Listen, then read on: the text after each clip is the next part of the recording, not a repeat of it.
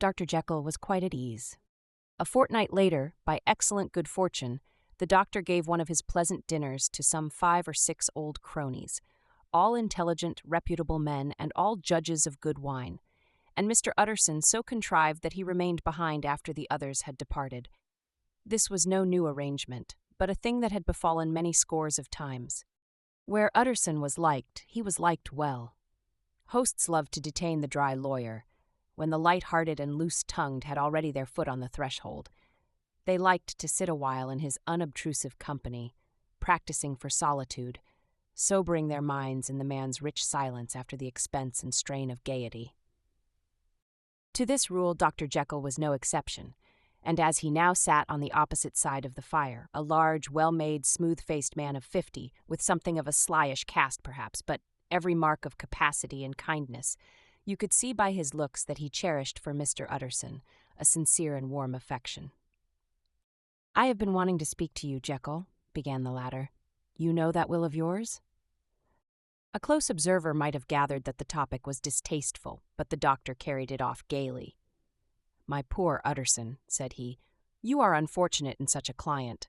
I never saw a man so distressed as you were by my will, unless it were that hide-bound pedant, Lanyon, at what he called my scientific heresies. Oh, I know he's a good fellow, you needn't frown, an excellent fellow, and I always mean to see more of him, but a hide-bound pedant for all that. An ignorant, blatant pedant. I was never more disappointed in any man than Lanyon." "You know I never approved of it," pursued Utterson, ruthlessly disregarding the fresh topic. "My will? Yes, certainly I know that," said the doctor a trifle sharply. "You have told me so." "Well, I tell you so again," continued the lawyer. "I have been learning something of young Hyde."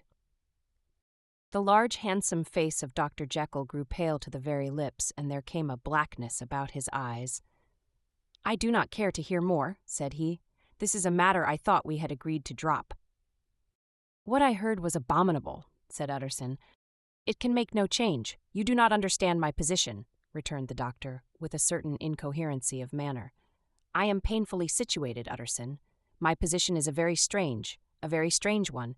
It is one of those affairs that cannot be mended by talking." "Jekyll," said Utterson, "you know me. I am a man to be trusted. Make a clean breast of this in confidence, and I make no doubt I can get you out of it." "My good Utterson," said the doctor, "this is very good of you. This is downright good of you, and I cannot find words to thank you in. I believe you fully. I would trust you before any man alive, before myself, if I could make the choice. But indeed it isn't what you fancy. It is not as bad as that. And just to put your good heart at rest, I will tell you one thing. The moment I choose, I can be rid of Mr. Hyde. I give you my hand upon that, and I thank you again and again, and I will just add one little word, Utterson, that I'm sure you'll take in good part. This is a private matter, and I beg of you to let it sleep." Utterson reflected a little, looking in the fire. "I have no doubt you are perfectly right," he said at last, getting to his feet.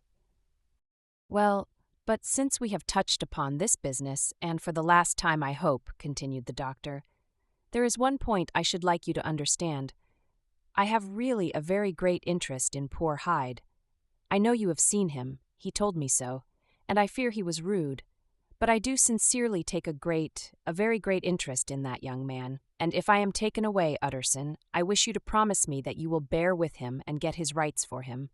I think you would, if you knew all, and it would be a weight off my mind if you would promise."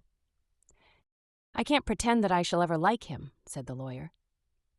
"I don't ask that," pleaded Jekyll, laying his hand upon the other's arm. "I only ask for justice. I only ask you to help him for my sake when I am no longer here." Utterson heaved an irrepressible sigh. "Well," said he, "I promise.